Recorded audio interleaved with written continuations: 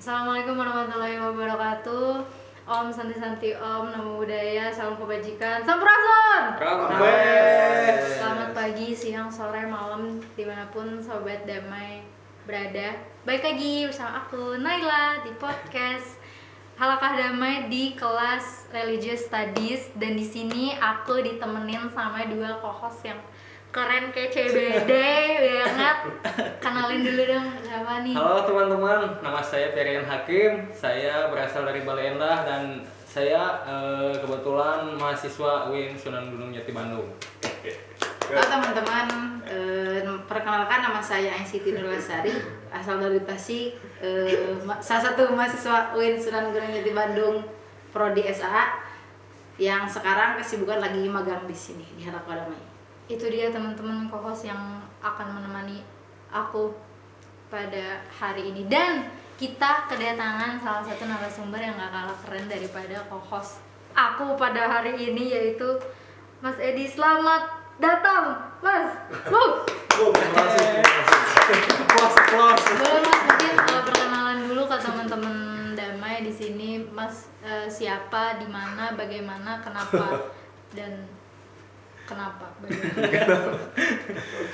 Oke, salam kenal teman-teman Damai. Saya Edi Panca, biasa dipanggil begitu ya, Edi Panca. Ya, kesibukannya emang banyak ya. Apa kesibukan sekarang atau belakangan? Sekarang dan kebelakangan dan tadi. Mungkin. Ya, Mungkin. saya tuh banyak kerjanya di marketing. Kerjanya di marketing di salah satu universitas begitu ya. Yes. Tapi juga karena aktivitas di luar kerjaan juga ya, kalau kata teman-teman saya komentator bilangnya gitu. Apa Mas? Bola? Enggak. Oh, Jadi bukan komentator bola gitu, tapi ya komentator. pemerhati lah gitu terkait dengan apa budaya, agama iya. gitu. Mungkin karena basic saya dulu kuliahnya dan aktivitas di luar kampusnya juga sering berhubungan dengan interfaith ya. Oh, berarti ini Mas, kuliah sosial itu? Kuliahnya saya teologi. Oh, teologi. Iya, nggak nyambung ya. Loh, tiba-tiba marketing Teologi gitu? jadi marketing ya. Oh. Marketing, iya. S2-nya marketing. Oh, S2-nya marketing. Disatuin jadi. Oh, pantesan teman-teman. Kita kan mau bahasnya sesuai dengan judul kan? Iya, Yaitu apa itu? Religious marketing. Ya, kira-kira begitu. gitu. Tapi religious marketing tuh maksudnya apa sih Mas? Ya kalau teman-teman dengar kata religious marketing itu kayaknya kok sesuatu yang tolak belakang gitu. Religious kok marketing. Mungkin apa? Jadi kalau dengar religious marketing yang sekali spontan muncul apa? Jual agama. Jual. Gitu ya. Ya itu nggak salah, tapi mungkin kalau orang mengatakan kalau religious marketing itu diartikan sebagai jualan agama, itu dalam konteks yang sangat sempit. Gitu. Nah, sebetulnya apa sih religious marketing? Mungkin kalau kita mau masuk ke religious marketing harus tahu dulu nih marketing itu kayak gimana. Iya. Karena marketing itu istilah yang bisnis banget. Satu. Yang kedua, marketing itu sebetulnya bukan hanya melulu jualan. Iya. Ya emang hasil akhirnya nanti jualan. Tapi dari pengertiannya religious marketing itu marketing adalah segala macam aktivitas, baik itu dari riset pasarnya, pengembangan produknya, mengkomunikasikan ke konsumen supaya konsumen bisa mau dan beli. Jadi segala macam aktivitas yang dilakukan dari mulai tahapan riset, awareness ke customer sampai pada di ujungnya pada pembelian, itu marketing didefinisikannya seperti itu. Dan marketing itu kan berevolusi ya, dari marketing 1.0 itu yang fokusnya pada produknya. Jadi orang berlomba-lomba bikin produk sebanyak-banyaknya gitu. Lalu 2.0 itu berlomba titik beratnya adalah pada konsumen. Jadi apa yang konsumen butuh, produsen bikin. Jadi apa nggak ada apa istilahnya, produsen menawarkan apa enggak, tapi berdasarkan konsumen mintanya. Lalu yang 3 itu 3.0 itu value driven. Jadi barang ini memiliki nilai atau tidak. Nah itu yang dibikin. Gitu. Jadi titik beratnya adalah pada value-nya. Lalu yang 4.0 itu yang sekarang mungkin teman-teman sudah banyak tahu, digital marketing, penggunaan teknologi gitu ya. Nah kalau yang 5.0 itu lebih pada teknologi for human. Jadi teknologi itu digunakan untuk manusianya. Jadi penggunaan AI. Tuh. Jadi makanya kalau teman-teman buka HP itu udah ini banget ya, itu karena AI-nya jalan. Jadi customize banget apa yang kita mau, kok seolah-olah kayak kok ada semua nih gitu ya. Ngerit otak kita. Betul. Gitu. Nah yang terakhir yang sekarang itu adalah 6.0. Nah 6.0 itu gabungan dari fisik dan digital. Jadi sering orang mengatakan digital gitu ya, fisik digital. Jadi sentuhan antara fisik dan digital gitu. Nah itu di sini itu menggunakan teknologi yang lebih canggih, kayak misalnya VR. Itu untuk membangun pengalaman, membangun pengalaman konsumen supaya ada engage. Nah itu kalau kita melihat perkembangan marketing. Lalu di situ kan marketing nggak cuma gitu doang, harus ada salurannya bagaimana dong. Nah itu ada namanya marketing mix. Marketing mix itu yang tradisional ada 4P. Product, price, place dan promotion. Barang, harga, promosi, tempatnya mau dijual di mana dan segala macam, dan promosinya seperti apa, menggunakan apa. Nah untuk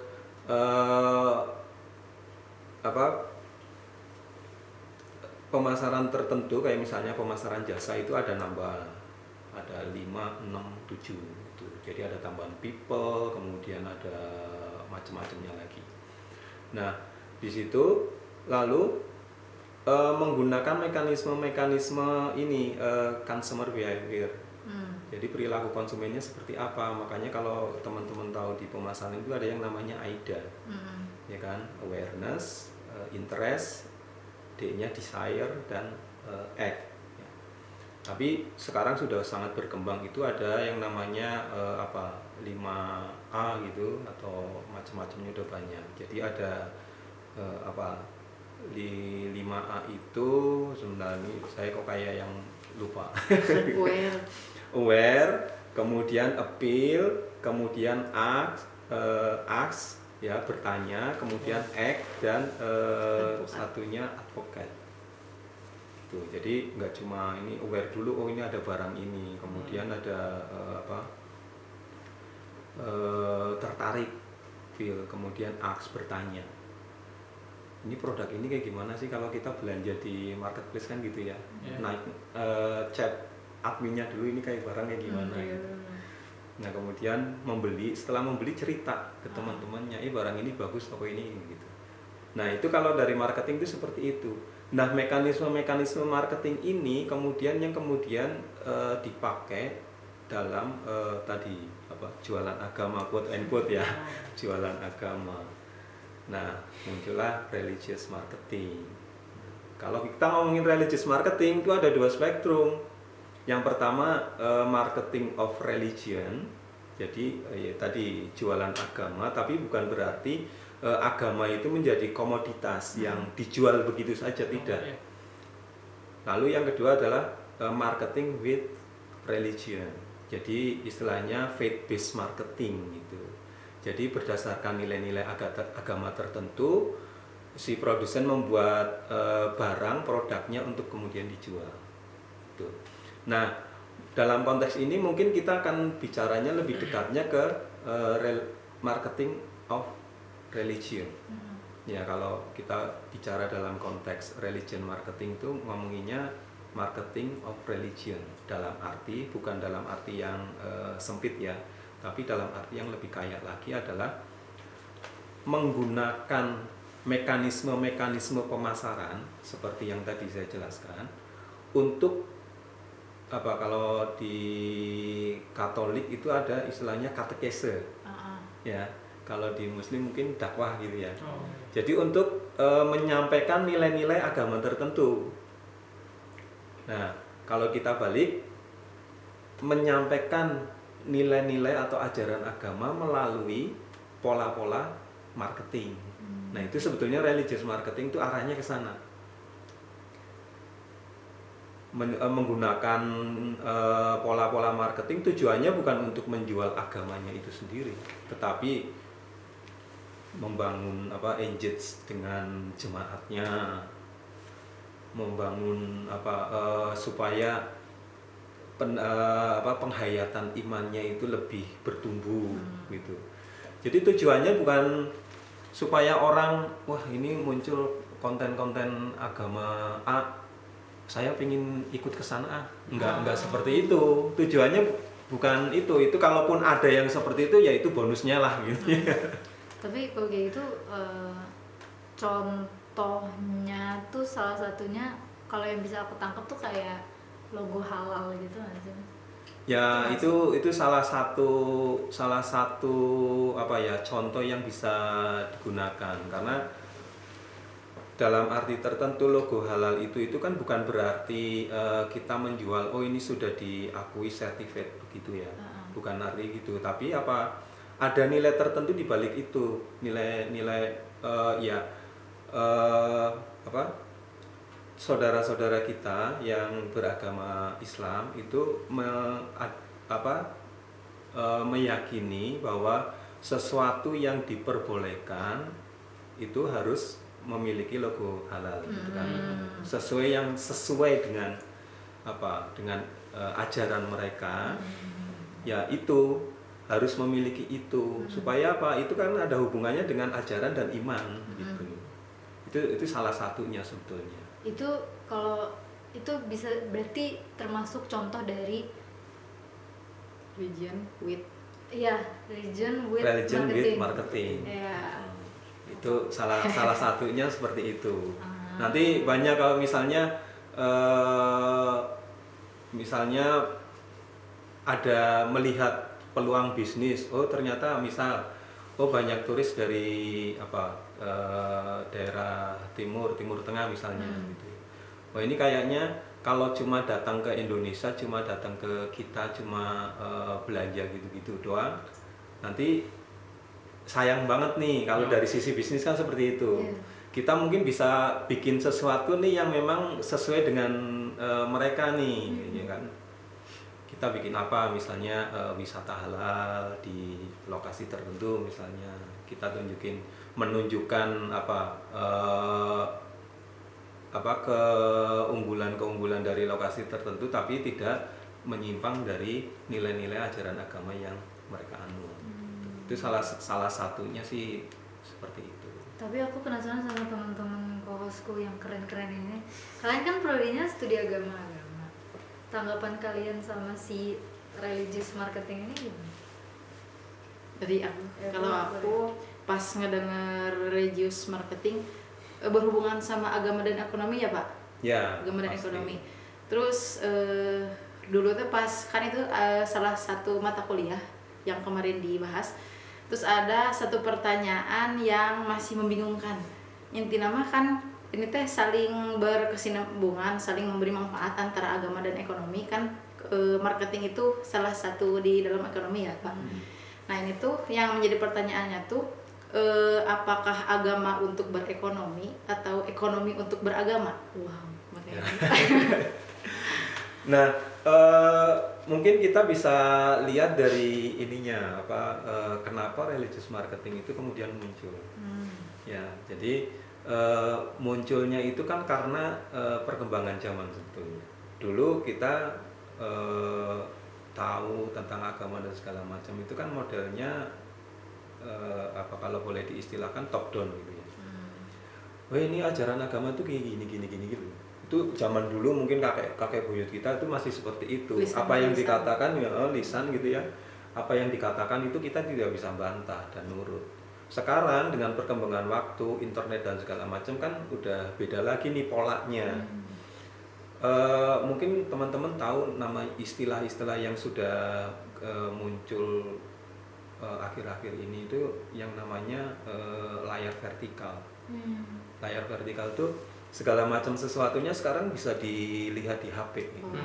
Ya kan kalau kita lihat HP kan layarnya vertikal. Oh ini. Vertikal ya kan. Kayak dracin gitu. Nah, dracin aja sekarang potongannya kecil-kecil kan, cuma tiga menit paling lama kan.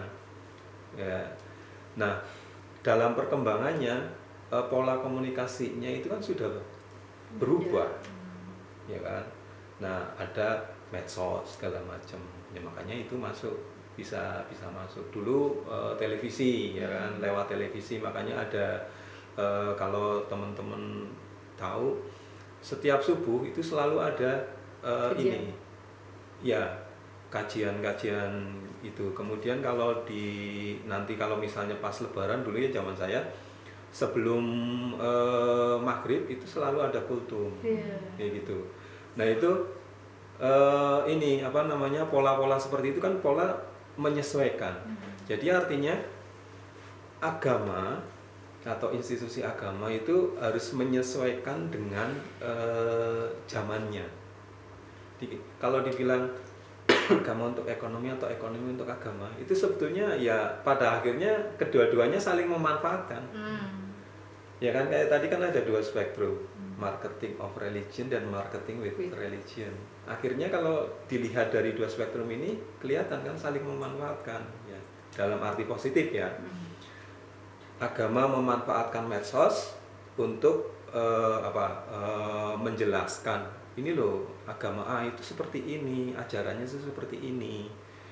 Di satu sisi bisnis, ekonomi itu memanfaatkan peluang-peluang yang memang belum terjangkau kayak tadi. Wah ternyata sekarang bahkan dari anak SD pun sudah diajari menggunakan hijab misalnya. Ya makanya dari itu kan banyak macam-macam hijab yang untuk anak-anak kayak itu kan salah satu apa istilahnya boleh dibilang adaptasi gitu ya, adaptasi agama dan ekonomi sebetulnya ya. Kalau menurut saya seperti itu. Oh, jadi dua-duanya saling lah itu namanya. Ya, dua-duanya saling memberi manfaat ya. Dua-duanya saling memberi manfaat gitu. Kalau dari aku sih Mas bukan pernyataan, mungkin lebih ke pertanyaan karena kan saya kebetulan di studi agama gitu. Terus menemukan fakta sosial yang sempat kemarin trending topik juga nih Mas. Jadi waktu itu tuh kayak ada orang menjual produk garam ruqyah sama air berkah gitu. Kemudian untuk dijual kepada umatnya gitu. Menurut Mas sih bagaimana cara membedakan si produk itu jualan dengan tulus atau hanya strategi bisnis saja gitu Mas? Ya.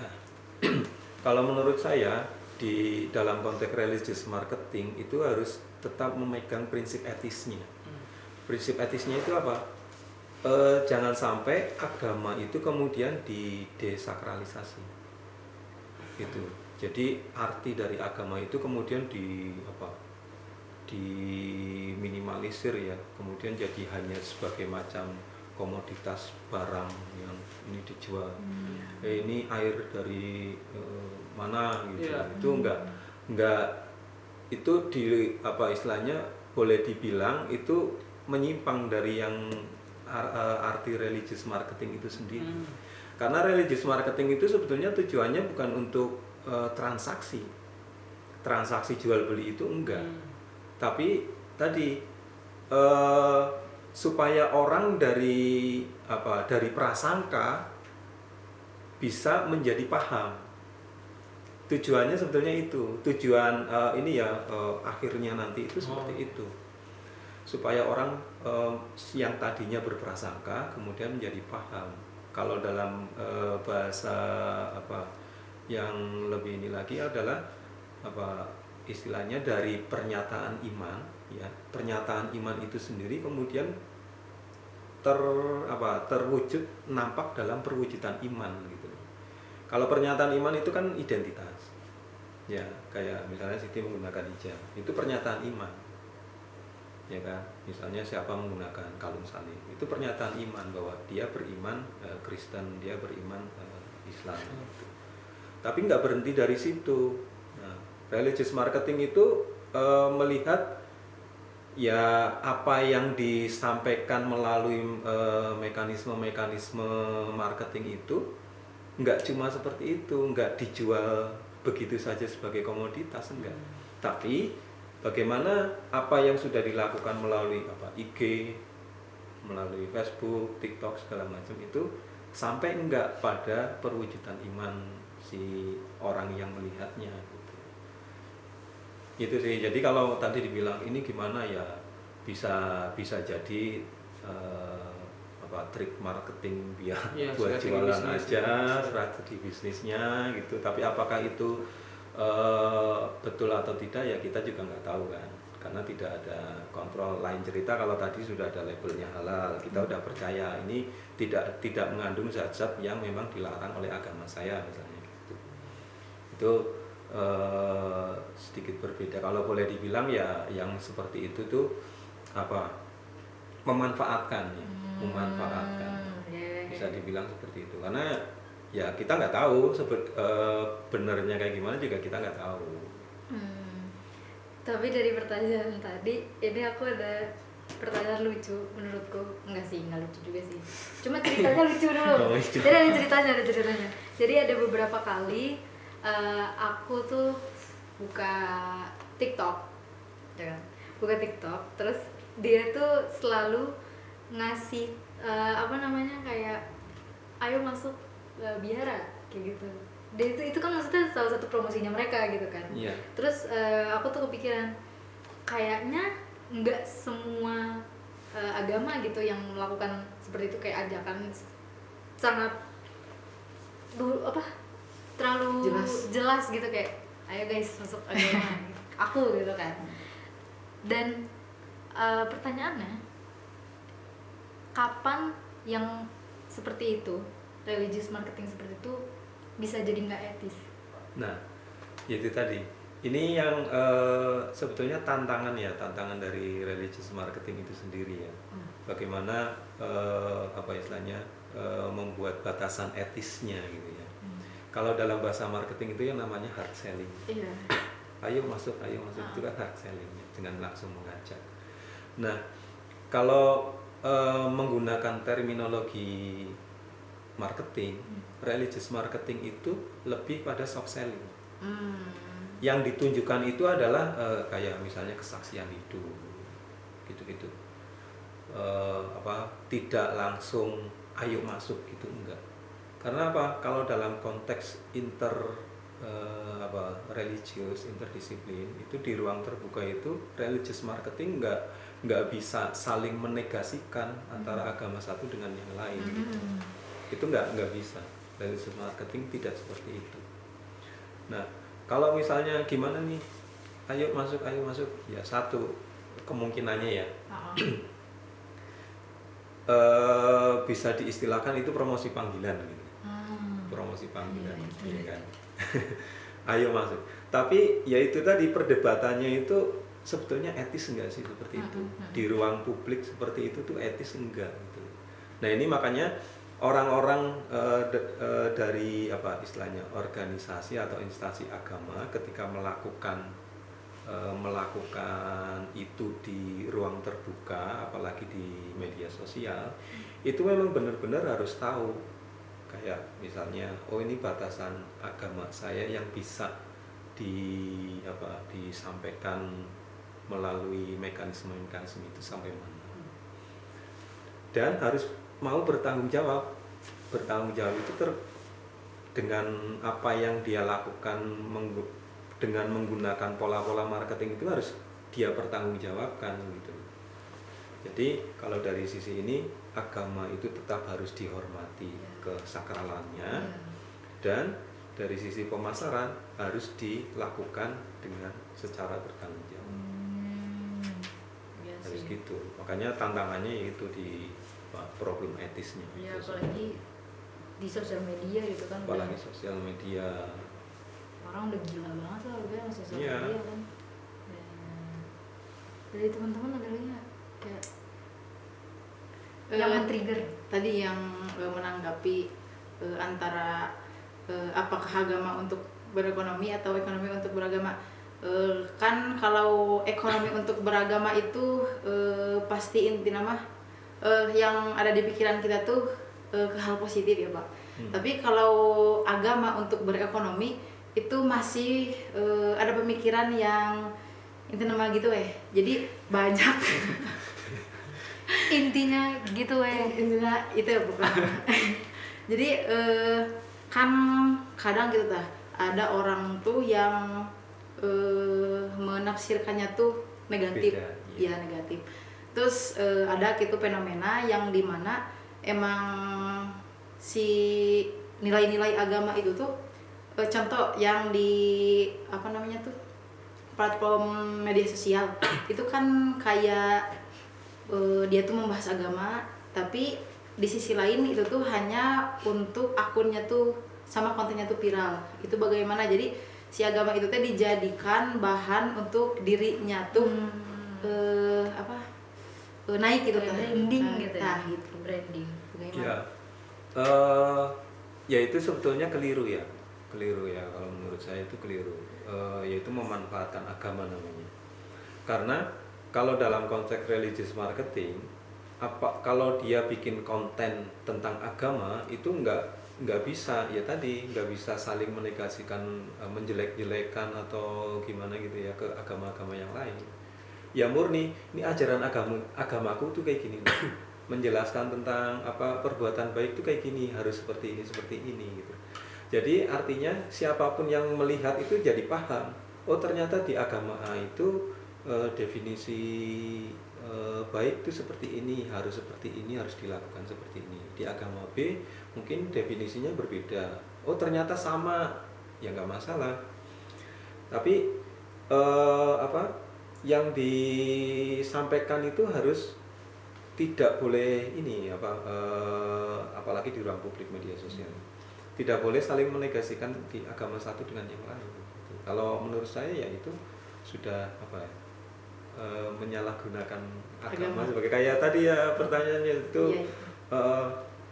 istilahnya diberi embel-embel agama lah ini biar laku.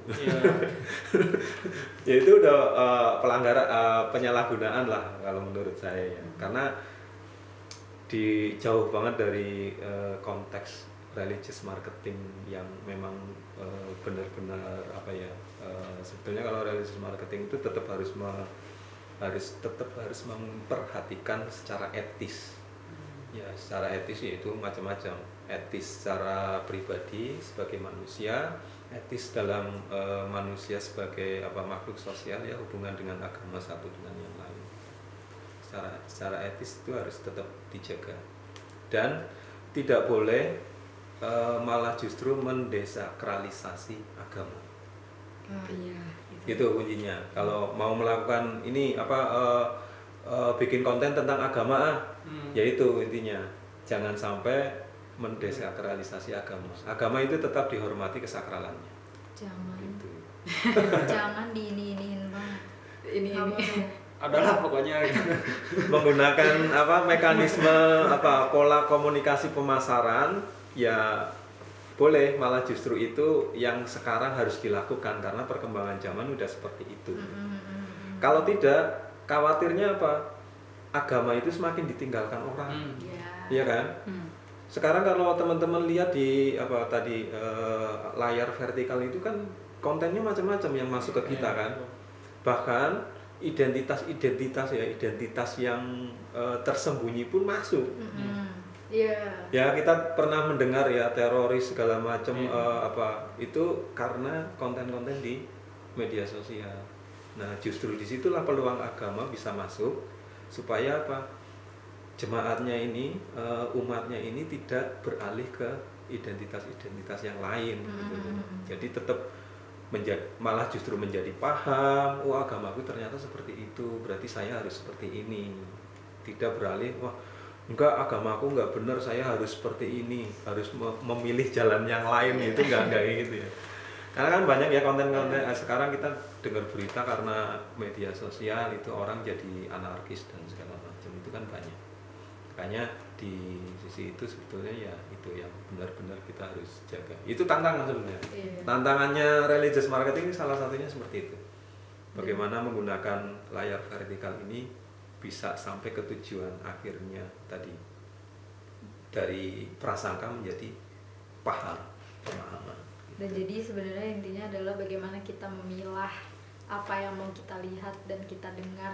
Balik lagi seperti itu ya. Balik lagi seperti itu. Apa yang kita sampaikan itu juga harus kita pilah-pilah ya. Karena kan kita kayak ibaratnya kita ditargetin gitu kan.